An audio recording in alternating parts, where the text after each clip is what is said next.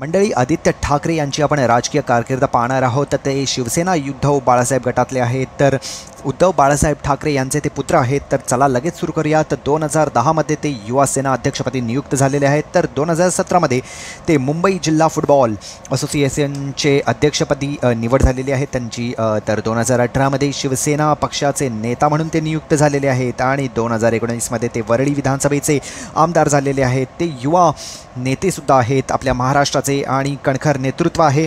2018मध्ये महाराष्ट्र सरकारमध्ये पर्यावरण, पर्यटन आणि प्रोटोकॉल मंत्रीसुद्धा राहिलेले आहेत ते. तर 2020मध्ये ते मुंबई उपनगर जिल्ह्याचे पालकमंत्रीसुद्धा झालेले आहेत आणि 2024मध्ये ते पुन्हा एकदा वरळी मतदारसंघातून दुसऱ्यांदा निवडून गेलेले आहेत. तर 2024मध्ये उद्धव बाळासाहेब ठाकरे शिवसेना विधान मंडळ याचे पक्षनेतासुद्धा ते राहिलेले आहेत. तर ही आहे आदित्य ठाकरे यांची राजकीय कारकीर्द.